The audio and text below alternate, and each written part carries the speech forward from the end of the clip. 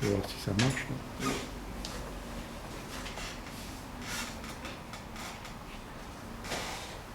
Bon, bonjour les enfants. Bonjour. Je suis content d'être avec vous ce matin. Et comme vient de le dire Richard, on va parler d'histoire sociale. Alors, histoire sociale, c'est deux mots, histoire et sociale. Je pense qu'à l'école de l'histoire, vous en faites un petit peu. Hein, vous avez des cours d'histoire. Bon. Donc, dans les cours d'histoire, vous apprenez ce qui s'est passé avant.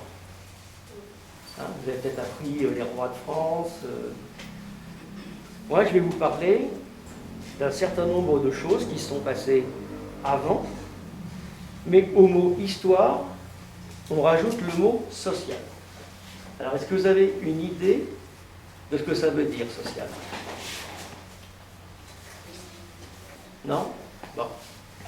Social, ça veut dire ce qui a rapport avec la vie des gens, avec la vie des salariés, avec la vie des gens qui travaillent. Ça a rapport avec tout ce qu'ont fait les gens pour essayer d'améliorer leur vie au cours de l'histoire. Et c'est pour ça que je vais vous parler de choses qui se sont passées avant, pour que vous compreniez les évolutions qu'il y a eu. Donc, histoire sociale, je vais partir des années 1800. Donc, ça nous fait déjà un petit peu plus de 200 ans là. C'est un moment où, en Angleterre et en France, il y a le début de l'industrialisation. Alors, qu'est-ce que ça veut dire, industrialisation? Ça veut dire qu'on a construit des usines et qu'on a commencé à fabriquer des machines pour faire les choses. Des grandes usines et des machines. Mais à l'époque, on ne savait pas tout faire. La machine ne pouvait pas tout faire. Et les gens qui dirigeaient ces entreprises, ils ont décidé d'utiliser les enfants, le travail des enfants, pour faire ce que les machines ne savaient pas faire. Alors, quelques exemples. Dans les grandes usines qu'on appelait les filatures, où on faisait des tissus, il y avait beaucoup d'enfants qui travaillaient dans ces entreprises dès l'âge de 6-8 ans, c'est-à-dire à votre âge. Ils travaillaient dans ces entreprises pour faire des petits travaux autour des machines. Et également dans les mines. Alors, vous savez ce que c'est que les mines? Non. Tu sais ce que c'est? Dis-moi, qu'est-ce que c'est? Des mines, c'est un peu comme c'est des grottes où il y a des diamants et on travaille pour arriver à les prendre. Les diamants, il faut voir s'ils sont bien. Oui. Alors, par exemple, dans votre région ici, à côté de Brignoles. Oui, qu'est-ce que tu veux me dire? Il y a aussi la mine de Cap-Garonne. Oui. Alors, il y avait des mines ici pour extraire la bauxite. La bauxite, c'est la terre rouge. Et avec cette terre rouge, on fabrique l'aluminium, les grandes tôles. Eh bien, il y avait des mineurs qui descendaient au fond, sous la terre, pour extraire la bauxite. Eh bien, dans le nord de la France, il y avait des mines de charbon. Et à l'époque, on se chauffait au charbon. Donc, on descendait dans les mines sous terre pour aller chercher le charbon. Et à l'époque, il n'y avait pas de machine. On creusait avec des pioches, on poussait les chariots. Et donc, à ce moment-là, on a utilisé, dans des conditions de vie très difficiles, des enfants dès l'âge de 6 ans dans les mines pour pousser ce qu'on appelait à l'époque les wagonnets. Voilà. C'est un dessin qui reprend le travail que faisaient les enfants dans les mines. Et pourquoi on les utilisait? Parce que dans les mines, il y avait ce qu'on appelait des galeries. Les galeries, c'est comme des couloirs qui étaient très étroits. Et les adultes, les gens qui avaient 20 ans, 30 ans, ils étaient trop grands pour passer. Donc on utilisait les petits-enfants pour pousser les wagons de charbon. Donc tiens, regardez, vous passez l'image, les uns les autres, comme ça vous regardez. Passe à tes petits camarades, l'image. Vous voulez passer entre vous. Donc vous avez une situation où les enfants de votre âge travaillaient dans des usines et dans les mines en gagnant très très peu et dans des conditions de travail qui pouvaient aller, écoutez bien, jusqu'à 15 heures par jour. 15 heures par jour à pousser dans la poussière, dans le noir des petits wagonnets, avec un salaire, c'est-à-dire ce qu'on gagne à la fin du mois, très faible, mais ils le faisaient parce que la situation de leurs parents était tellement difficile qu'il y avait besoin que les enfants travaillent pour essayer de manger à la fin du mois. C'était la situation de ces époques. Et à ce moment-là, la situation des ouvriers, de ceux qui travaillaient, était excessivement difficile. Les conditions de travail, les salaires étaient très faibles, et il n'y avait pas le droit de se regrouper pour se défendre. Le syndicat dont vous a parlé Richard. C'est en 1884 qu'il y a eu une première loi qui a autorisé la naissance des syndicats. Avant, c'était interdit. Les travailleurs ne pouvaient pas se regrouper entre eux pour essayer de se défendre. 1884. Et il a fallu attendre 1895, le fameux congrès de Limoges, c'est la naissance de la CGT. Alors, est-ce que vous savez ce que ça veut dire, CGT? Ça veut dire Confédération Générale du Travail.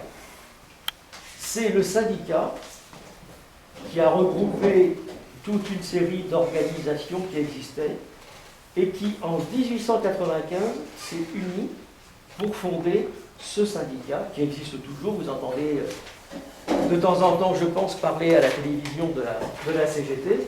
Et donc en 1895, la CGT se construit, et donc c'est un premier changement important, parce que les gens peuvent se regrouper, se syndiquer et se défendre. Mais le travail des enfants, je vous ai parlé du travail des enfants dans les industries, je vous ai amené des photos prises dans les années 1870 d'enfants travaillant dans les usines et dans les filatures. Alors voilà, c'est pareil, hein. Vous voulez repasser entre vous. Les enfants qui travaillent, et là, dans les usines, ils travaillaient 10-12 heures. Et là, vous avez également les petits mineurs, c'est-à-dire les enfants qui descendaient au fond des mines pour aller travailler. Et n'oubliez pas que ces enfants, ils avaient votre âge. Ils avaient votre âge.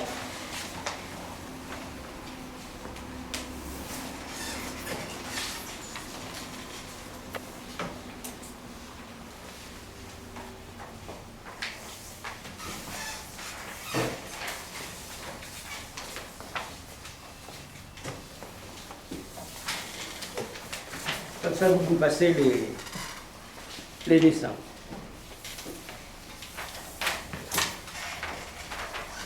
Alors, juste pour vous indiquer la progression des choses. En 1841, il y a une première loi qui interdit le travail des enfants en dessous de 8 ans. Et en 1892, il faut avoir 12 ou 13 ans pour travailler. Et la loi ne sera pas forcément respectée. Mais, et comme on est ici dans une école, qu'est-ce qui va changer les choses pour les enfants? Eh bien, ce qui va changer, c'est l'école. À partir du moment où l'école va être obligatoire et ouverte à tous, eh bien, les enfants n'iront plus travailler. Les enfants comme vous iront à l'école et ils pourront apprendre pour exercer après un métier.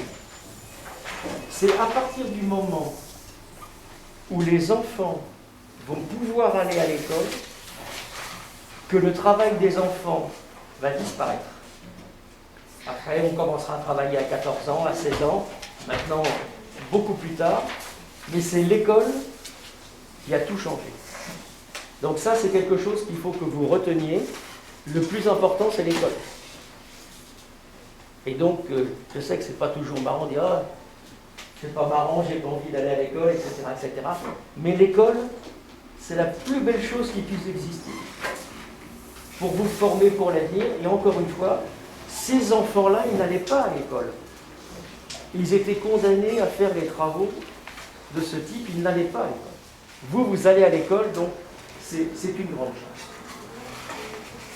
Alors, je vous ai amené aussi, les enfants, quelques photos d'enfants. Mais, regardez ces photos, il y a une grande différence avec les photos que vous venez de voir. Les photos que vous venez de voir, elles sont en noir et blanc.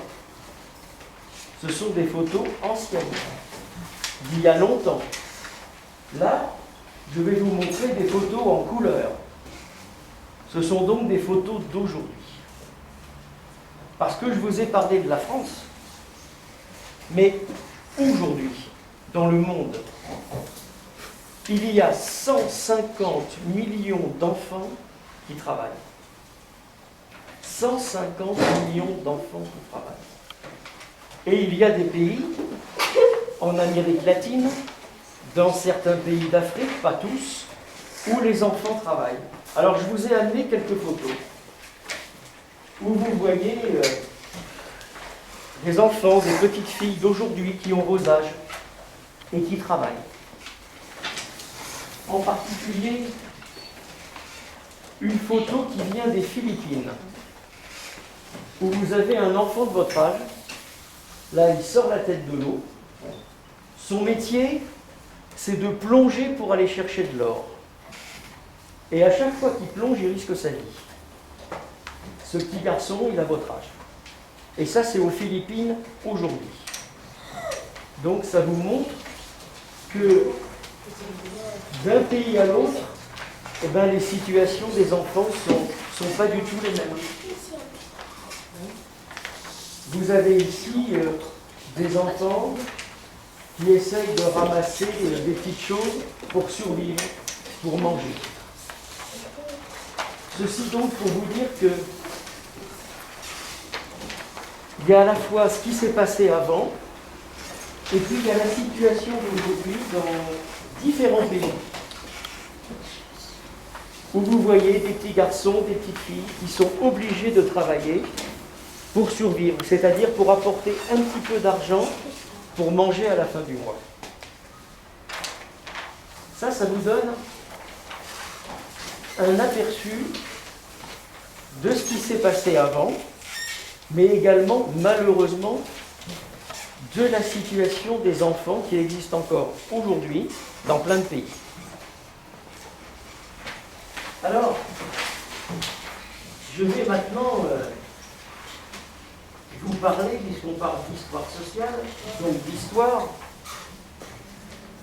de 3 grandes périodes en France, dans notre pays. 3 grandes périodes qui sont déroulées et qui ont apporté des grands changements. Et ces changements, vous en bénéficiez vous aussi. Parce qu'il faut comprendre que la vie qu'on mène aujourd'hui, on la mène parce qu'il s'est passé d'autres choses avant, qui nous ont permis d'obtenir des choses.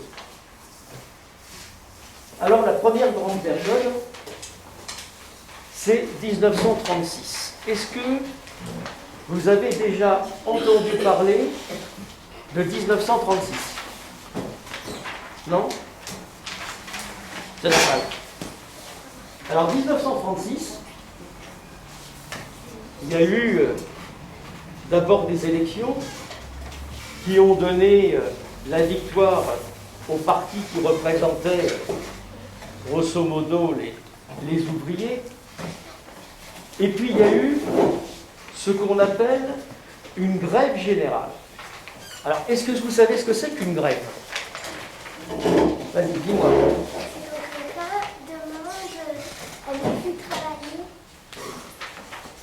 C'est bien.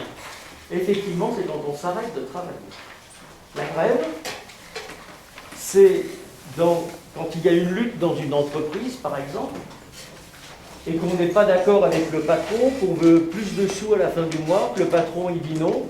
Au bout d'un certain temps, les salariés de l'entreprise, ils disent bon, bah, il n'y a pas d'autre solution, on se met en grève, on arrête le travail pour que le patron nous donne satisfaction. Et bien en 1936, il y a eu ce qu'on appelle une grève générale. C'est-à-dire que partout en France, toutes les entreprises se sont arrêtées de travailler et les ouvriers ont occupé les usines jour et nuit, ce qui a conduit ensuite à des négociations et à des avancées. Alors je vous ai amené quelques photos de 1936. Tout le monde connaît Renault. Je ne parle pas du chanteur. Hein. Le concessionnaire Renault, les voitures. Pas le chanteur. Vous connaissez le chanteur aussi, certainement, mais les voitures Renault. Vous connaissez ? À l'époque, la plupart des voitures Renault étaient fabriquées en région parisienne, à Billancourt, sur une île, l'île Seguin. Malheureusement, aujourd'hui, Renault a disparu sur l'île Seguin, mais à l'époque, les voitures étaient fabriquées dans cette île et toutes les usines étaient sur l'île Seguin. Alors, je vous ai amené des photos des travailleurs de chez Renault qui sont en grève, qui se mobilisent, qui sortent de l'usine. Et donc, vous voyez qu'il y a une forte mobilisation. Je vous ai amené aussi une photo des Galeries Lafayette. Est-ce que vous avez déjà été à Paris? Oui. Bon. Est-ce que vous avez été voir les grands magasins à Paris? Non. Alors, il y a un très grand magasin à Paris qui s'appelle les Galeries Lafayette. Et il y a énormément de femmes qui travaillent aux Galeries Lafayette. C'est pour vous montrer qu'à travers cette photo, on voit la mobilisation de femmes, de jeunes femmes, qui sont en grève aux Galeries Lafayette. Et ça démontre aussi la détermination et la place des femmes dans la grève de 1936. Et puis,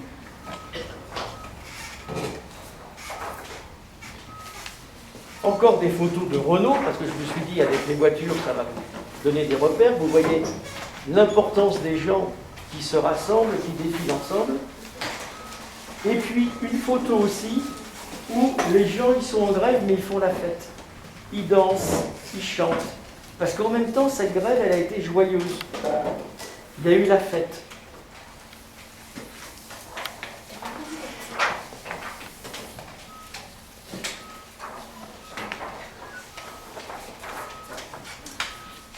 Voilà, comme ça, vous passez les images. Alors,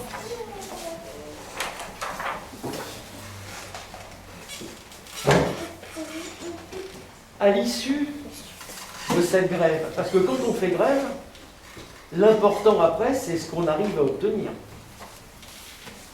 Alors écoutez bien ce qui s'est passé en 1936. Les travailleurs, ils ont gagné environ 15% de plus sur leur salaire. Ils ont obtenu ce qu'on appelle la semaine des 40 heures, c'est-à-dire qu'enfin, on allait travailler 40 heures, au lieu de 48 avant. Mais, et ça va vous intéresser encore plus, qu'est-ce que les salariés ont obtenu en 1936? Et c'est quelque chose que vous adorez. Non. Mais vous adorez hein, ce qu'ils ont obtenu. Les vacances. Oui, bravo, les vacances. Parce que les enfants, avant 1936, il n'y avait pas de vacances. Il n'y avait que les gens très riches qui pouvaient partir en vacances. Mais il n'y avait pas de vacances. Or, ce qui est important de comprendre, c'est que pour la première fois, les salariés obtiennent 15 jours de congés payés. Alors, qu'est-ce que ça veut dire, les congés payés? Ça veut dire que vous partez en vacances, mais que vous êtes payé. Le patron, il vous paye les vacances. Vos parents, aujourd'hui, quand ils ont des vacances, ce sont des congés payés. Eh bien, si on part aujourd'hui en vacances, c'est parce qu'en 1936, il y a eu ces luttes qui ont permis d'obtenir les vacances.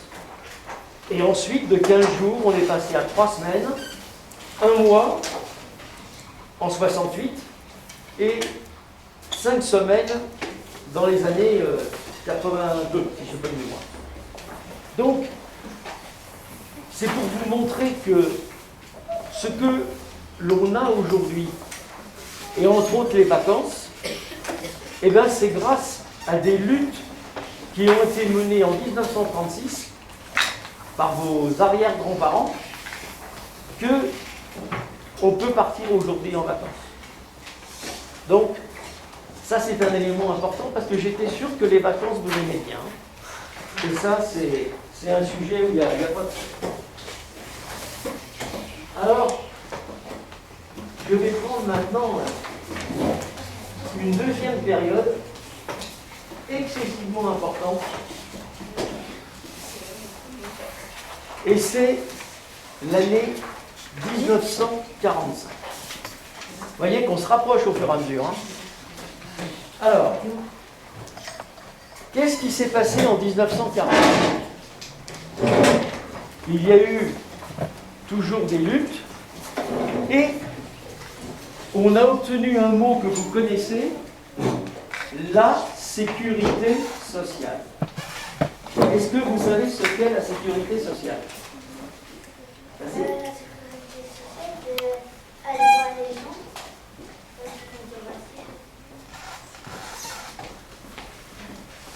Personne ne sait ce que c'est que la sécurité sociale ? Alors, aujourd'hui, quand vous allez chez le médecin, vous allez voir le médecin et derrière, vous êtes remboursé. Si vous êtes malade, vous allez à l'hôpital, on vous soigne et les frais sont pris en compte. Ce n'est pas vous qui payez. Avant, ça n'existait pas. Avant, quand on était malade, pour se soigner, il fallait payer. En 1945, il y a un monsieur qui était ministre à l'époque, qui s'appelle Ambroise Croizat, qui met en place la sécurité sociale. Alors la sécurité sociale, c'est simple. Que l'on soit riche ou pauvre, on est soigné gratuitement de la même façon. C'est ça l'esprit. Riche ou pauvre, on est soigné de la même façon et gratuitement. Et c'est ce que nous vivons aujourd'hui. Ça, c'est un acquis de société fondamental parce que ce n'est pas le cas dans tous les pays aujourd'hui. La France, on a obtenu la sécurité sociale par des luttes, mais beaucoup de pays encore, quand vous êtes malade, eh ben il faut payer. Et si on n'a pas d'argent, ben on ne peut pas bien soigner. Ce qui est le cas de beaucoup d'enfants dans le monde. Ici en France, on a obtenu la sécurité sociale. Et peut-être que vous connaissez, vous avez vu avec vos parents, cette carte verte d'assurance. La carte vitale. Voilà, la carte vitale. Vous la connaissez, la carte vitale, les enfants? Ben Ouais. Et bien la carte vitale, c'est qu'on soit à la sécurité sociale et que donc on est remboursé de tous les soins que l'on a. Qu'est-ce que tu veux dire? Ouais. Ouais, quand on va chez le médecin, on lui donne sa carte vitale. Absolument. Et c'est enregistré, et après on est remboursé. De la même manière que quand on va à l'hôpital, on donne sa carte vitale, et derrière on ne paye pas. Voilà. Donc la fameuse carte vitale, ça, j'étais sûr que vous l'avez. Et à l'époque, vous allez avoir, grâce à la sécurité sociale, des soins pour les enfants qui n'existaient pas avant, et en particulier le dépistage contre une maladie qui était très forte à l'époque, qui était la tuberculose. Vous avez entendu parler de la tuberculose? Non? Si, peut-être dans des cours, on vous a parlé de cette maladie. Bon. Donc après, il y a eu des vaccins, mais à l'époque, grâce à la sécurité sociale, les enfants, ils étaient soignés et on vérifiait s'ils étaient en bonne santé. Et donc, ils étaient dans des grands centres pour dépister s'ils avaient la tuberculose. Et il faut savoir que quand la sécurité sociale a été créée en 1945, en quelques mois, il y a eu les caisses de sécurité sociale qui se sont construites dans tous les départements de toute la France. Et ce sont les militants de la CGT, de notre syndicat, qui ont construit, installé les caisses de la sécurité sociale. Et je vous ai montré ici une photo avec un centre de sécurité sociale au service de la santé, comme il le disait.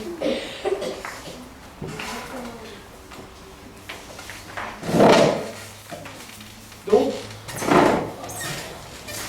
36, les vacances, 45, la sécurité sociale, mais il y a encore une autre chose très importante en 45, et je suis sûr que vos papis et vos mamies, ils vous en parlent, puisqu'ils sont dans cette situation. Ça s'appelle la retraite. Alors, qu'est-ce que c'est que la retraite? Allez. Quand on est à la retraite, ça veut dire qu'on ne travaille plus, qu'on est tranquille et on est tranquille. C'est vrai, on n'a plus de patron sur le dos, on est plus tranquille. Vas-y. Et on se fait payer. Oui, très bien. Vas-y.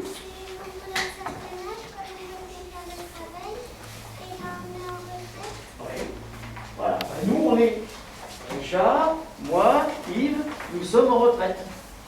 On a travaillé largement plus de 40 ans tous, et on est maintenant en retraite. Alors, avant la retraite, ça n'existait pas. C'est en 1945 qu'on a construit. Vas-y, dis-moi ce que tu veux dire. Mon papy, il est comme à la retraite, mais il travaille encore un petit peu, Oui. donc il a bien. Oui, parce qu'il y a beaucoup de retraités qui continuent de travailler, et souvent par obligation. Alors, la retraite, elle a été construite, c'est très compliqué, donc je ne vais pas rentrer dans les détails, mais c'est à partir de 1945 qu'on a construit la retraite avec la sécurité sociale et puis après des caisses de retraite qu'on appelle complémentaires. Je ne vais pas rentrer dans les détails, mais c'est aussi un acquis de 1945. Et quand vous voyez des fois à la télévision les papis et les mamies dans la rue, comme nous en ce moment, pour défendre les retraites, eh bien, on est dans la rue à la fois pour défendre nos retraites, mais pour défendre vos retraites futures, les enfants.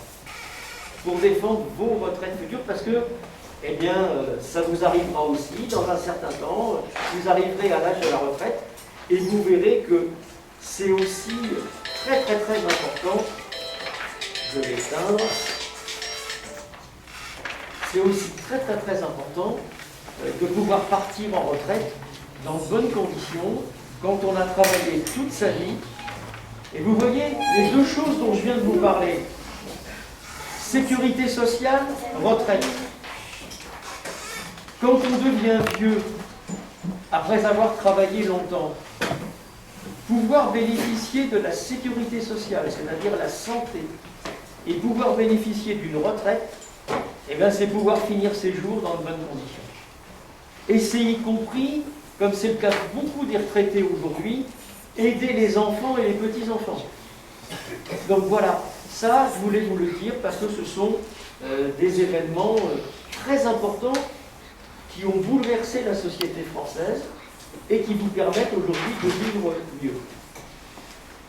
Alors, vas-y. La retraite, c'est aussi quand on est trop âgé, qu'on peut plus s'occuper de sa maison. Non, mais la retraite, c'est quand tu arrives. Alors, nous, on s'était battu pour la retraite à 60 ans et on l'avait eu. Malheureusement, depuis, elle a été repoussée.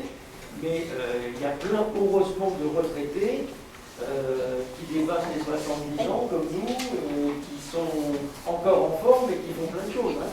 Heureusement, heureusement. Oui. La retraite, c'est aussi une maison de retraite. Alors oui. Alors il y a aussi des maisons de retraite, qu'on appelle souvent des EHPAD. Alors ces maisons de retraite, ce sont pour des gens âgés qui ont des graves problèmes de santé et qui nécessitent des soins particuliers.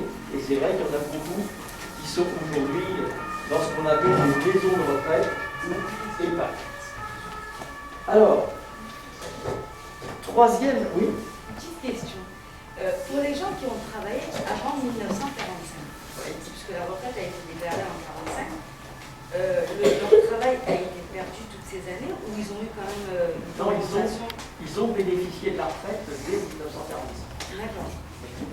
Alors certains avaient des pièces de retraite particulières qui avaient été fondées avant. C'était vrai dans certaines grosses industries. Mais la majorité des gens, à partir de 1945, ils ont bénéficié de la retraite et on a mis en place la répartition, c'est-à-dire que ce sont les gens actifs qui cotisent et ces cotisations permettent de payer la retraite des anciens. C'est toujours le système actuel de la répartition. La cotisation n'a pas été perdue. Non, pas du tout. Pas du tout. Alors, dernière grande période. Est-ce que, parmi vous, vous avez des papis et des mamies qui vous ont parlé de 1968. Ah, vas-y. En fait, ma mamie, avant, il y avait ses parents qui, quand elle m'a raconté que ses parents, quand ils étaient petits, ils travaillaient dans des mines, dans les petits. Ouais. Est-ce que vous avez des papis et des mamies qui vous ont parlé de ce qu'ils ont fait en 1968? Non? C'est que toute leur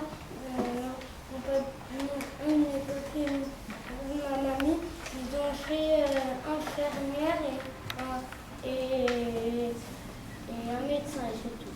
D'accord. Alors, là, jusqu'à présent, je vous ai parlé de choses que je n'ai pas connues, mais 1968, on a tous connu. Moi, j'avais 17 ans et demi en 1968.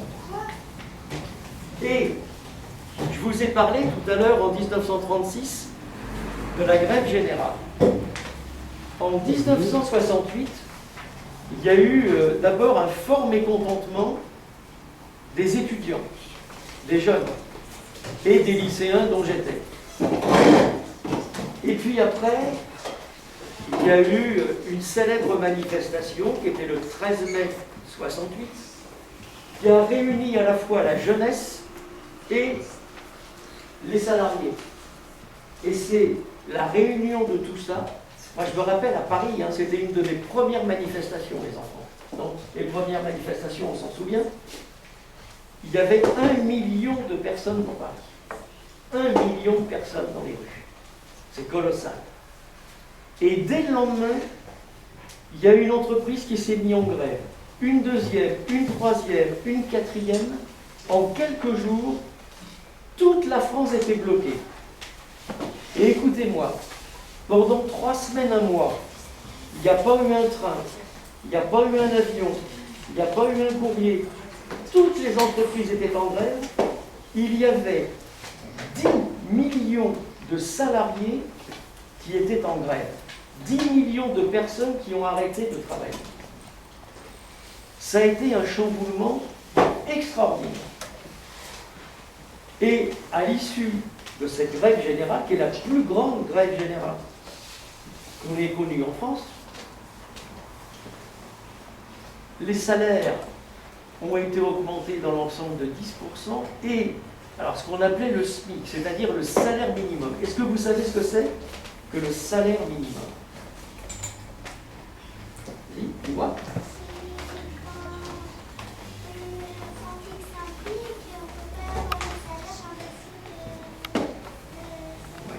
Le salaire minimum, c'est un salaire qui est fixé et aucun salarié ne doit gagner moins que ce salaire-là. C'est ce qu'on appelle le salaire minimum, le SMIC. Et donc, quelqu'un qui vient travailler, qui n'a pas de qualification, il doit gagner au moins ce salaire-là. Eh bien, ce salaire-là, en 1968, a été augmenté de 35%. Vous vous rendez compte? Du jour au lendemain, quelqu'un qui gagnait 100, il a gagné 135. C'était quand même un changement important. Et puis, on a gagné plus de droits dans les entreprises. On a gagné dans la foulée la 4e semaine de congé payé. Et puis surtout, ça a été un changement de société. Ça a été un changement de société parce qu'il y a eu beaucoup plus de liberté. La jeunesse a poussé. Et aujourd'hui encore, on est sur la lancée de ce changement de société. Alors je vous ai amené des photos de 1968. Alors 1968, alors moi je l'ai vécu, ça a été parfois musclé, hein, avec la police. Bon, on s'est chatouillé, comme on dit, hein, avec la police souvent. Mais il y avait une volonté de changer la société. Il y avait une volonté d'améliorer l'ensemble des choses. Et puis on était jeunes, donc on était plein d'espoir pour changer les choses. Alors je vous ai amené des photos d'immenses manifestations. Hein, comme je vous ai dit, il y avait 10 millions de personnes qui avaient cessé le travail. 10 millions de personnes.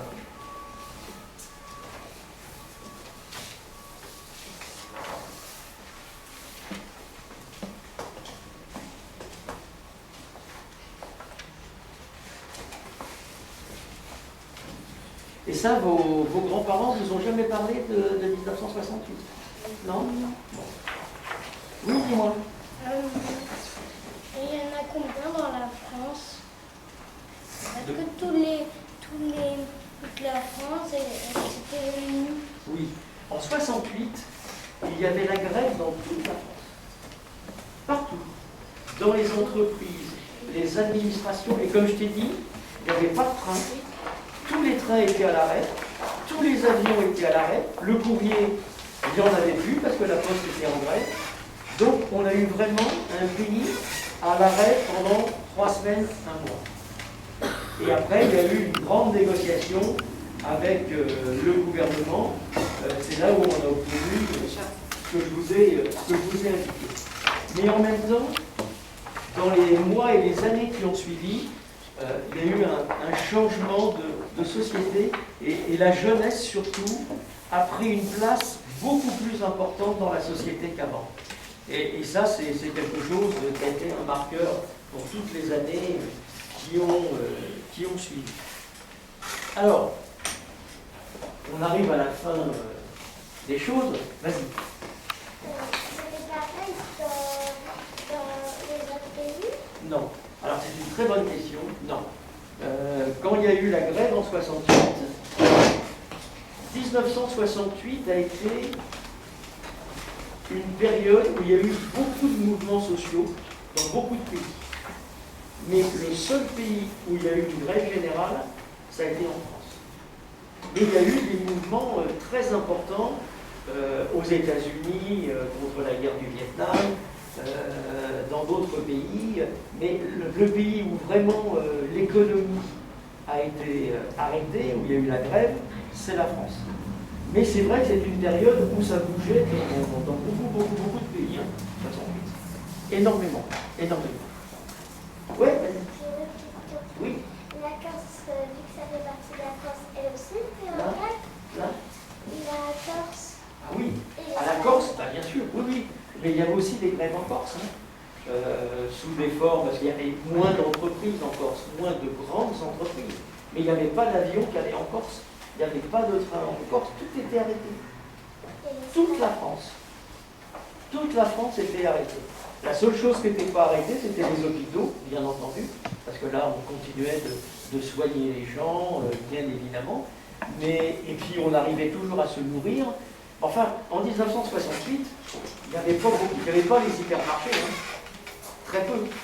Il y avait encore des petites boutiques partout, c'était pas comme aujourd'hui, il n'y avait pas les grands centres commerciaux, donc les gens allaient acheter dans les petites boutiques. Et ça, on a eu à manger, on n'a pas mangé, il n'y avait plus d'essence. Il n'y avait plus d'essence, c'est-à-dire que les gens, ils ne pouvaient même plus rouler avec leur voiture, il n'y avait plus d'essence. Donc tout le monde était bloqué. Moi, je me rappelle, pour me déplacer, d'un lycée à l'autre, d'un coin à l'autre, je prenais le vélo, hein. Je bougeais à vélo, hein. Ça faisait du bien en plus. Je bougeais à vélo, voilà. Alors, pour conclure cet éveil à l'histoire sociale, moi, je voudrais vous dire simplement 2-3 choses. La première, c'est que dans la vie, quand on veut essayer d'améliorer son sort, de vivre mieux, il ne faut pas être égoïste et ne penser qu'à soi, parce que pour vivre mieux soi-même, il faut que les autres vivent mieux aussi. Vivre mieux, c'est l'affaire de tous. Ça, c'est très important.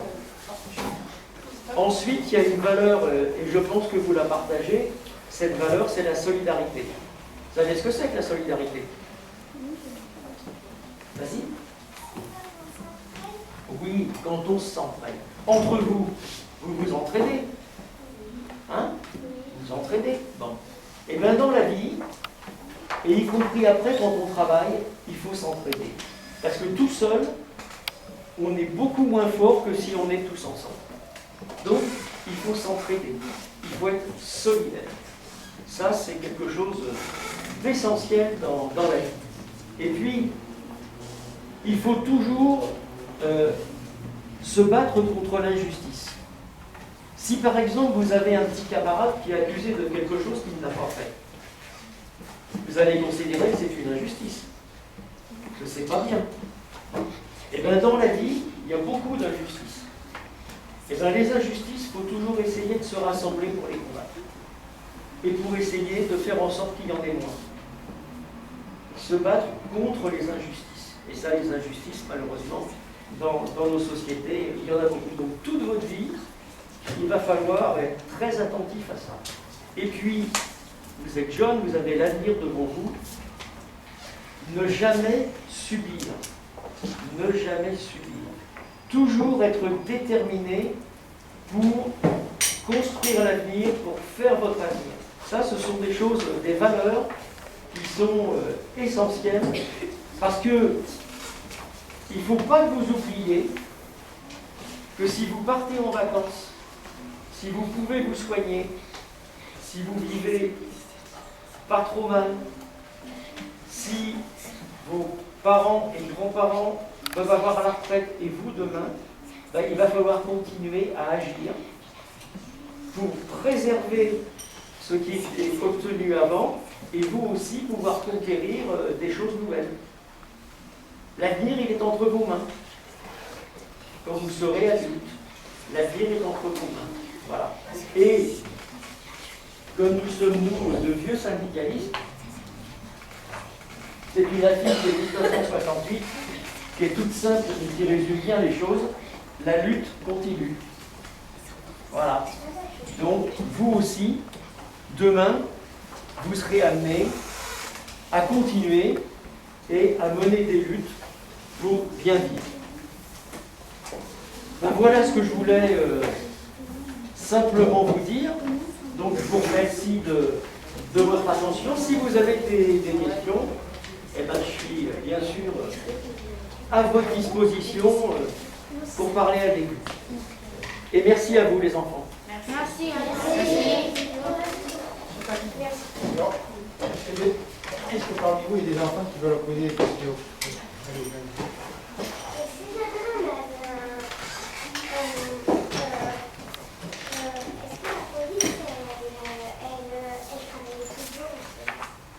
Est-ce que la police, elle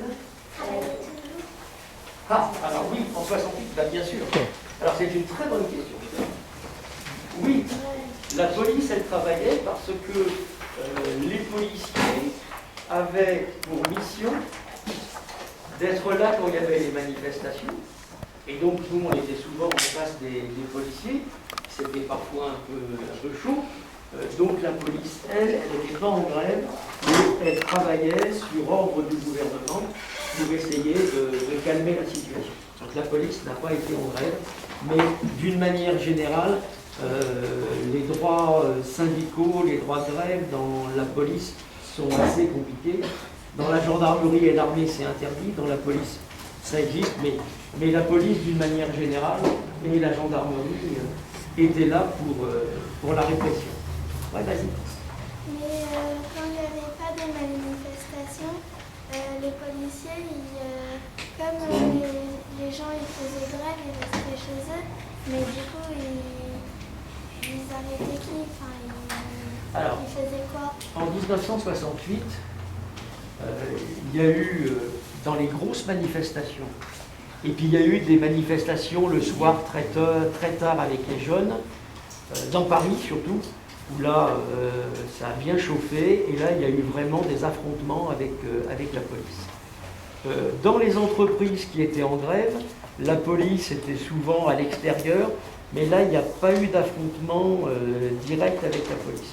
Les affrontements, c'était essentiellement la jeunesse contre la police, beaucoup plus d'ailleurs que les ouvriers qui travaillaient, c'était essentiellement la jeunesse. Et c'était dans des manifestations, souvent tard le soir et la nuit, où là, il y a eu de gros affrontements.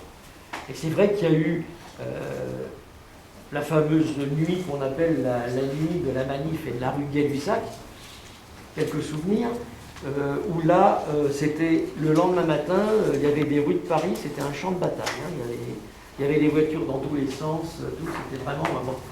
Mais c'est pas ce qu'il faut, bon, ça existait, mais ce qu'il faut retenir de 1968, c'est la force de 10 millions de salariés qui arrêtent le travail, qui disent on n'en peut plus, on veut vivre autrement, et là, ça pesait, parce qu'on a obtenu des choses. On a obtenu des choses parce qu'il y avait 10 millions, c'est la force, c'est le nombre. C'est ça qui est important. Et pareil en 1936, quand les ouvriers ont occupé les usines, ça a bloqué l'économie et là, le gouvernement, il a été obligé de négocier, de discuter pour donner plus de choses. Oui, ma puce, vas-y. Les enfants, ils travaillaient toujours? Ah non. Alors, je l'ai dit tout à l'heure, les enfants, à partir du moment où l'école s'est développée, alors, juste un mot sur l'école.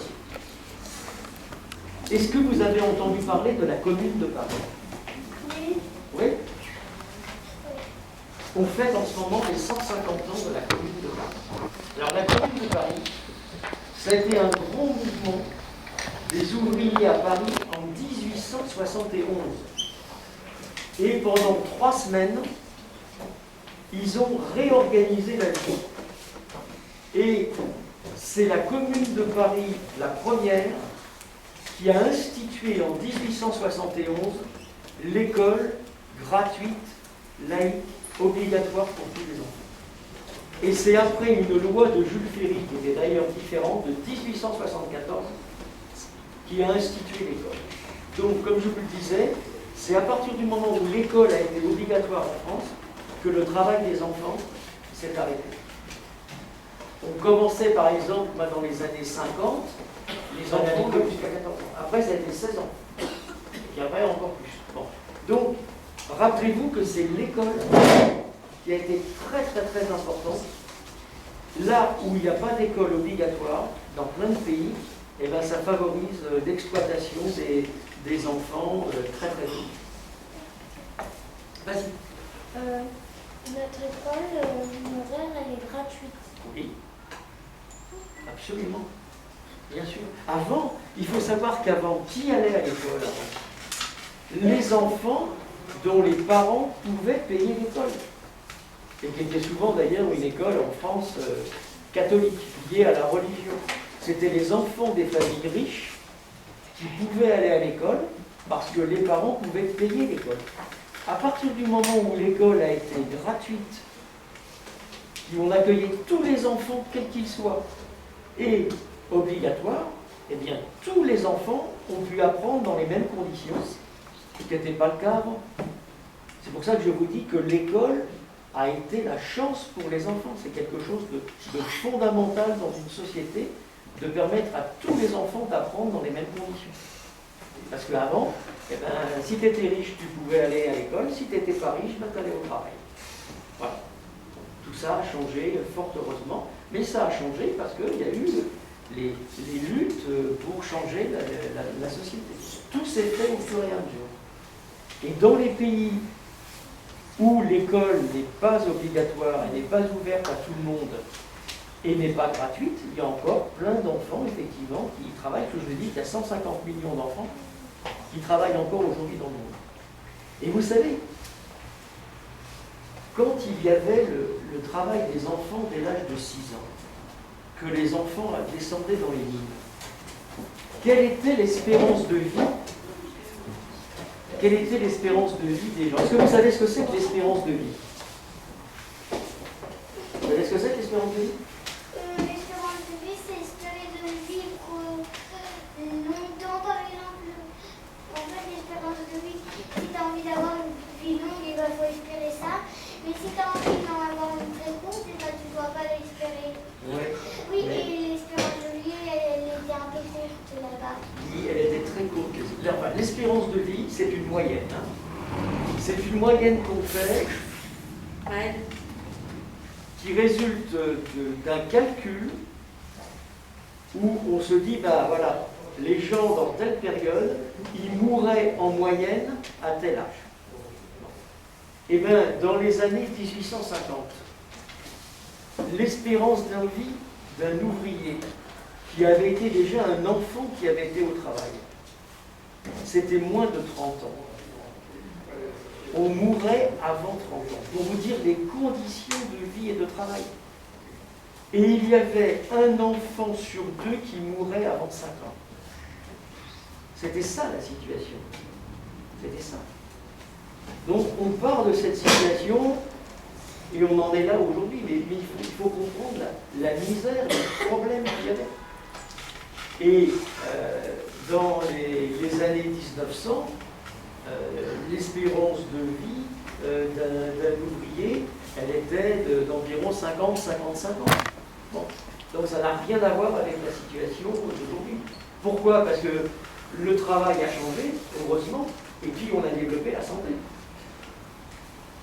Les lois, les protections, le changement du travail, et puis la santé et la sécurité sociale. Dès 1945, quand on a développé la sécurité sociale et la protection infantile, alors j'ai plus tous les chiffres en tête, mais la mortalité infantile, en 3-4 ans, a été diminuée par 2. Ce qui prouve le progrès extraordinaire. Extraordinaire. Tout s'est fait au fur et à mesure, mais c'est vrai que, franchement, pour vous comme pour nous, même si c'est pas facile, il vaut mieux vivre aujourd'hui que vivre dans les années 1800. Ça c'est clair. Hein. Ça c'est clair, parce qu'on a quand même fait énormément de progrès. Hein, heureusement, pour que vous puissiez mieux vivre et avoir un avenir sympathique. Hein. Après, nous, on ne fait que passer. Hein, donc nous, on a fait ce qu'on a pu, on a agi, puis après, ça sera à vous. Hein. Et puis dans X années, vous raconterez ces histoires-là à vos enfants et à vos petits-enfants. Eh bien oui. Hein. Dans X années, vous les raconterez à vos enfants et à vos petits-enfants. Ah oui, bien sûr. L'essentiel, la vie, c'est quoi?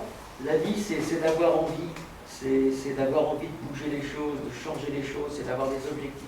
Ça, c'est un moteur, c'est très, très, très important. Comme vous avez envie d'aller en récréation, normal, et bien dans la vie, il faut aussi avoir envie de bouger les choses, de faire mieux, de faire progresser. Voilà.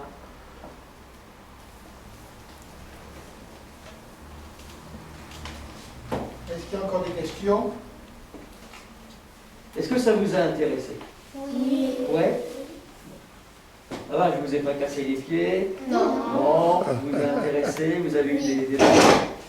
L'objectif, c'était de vous éveiller à ces choses-là. Voilà. Qu'il vous en reste quelque chose.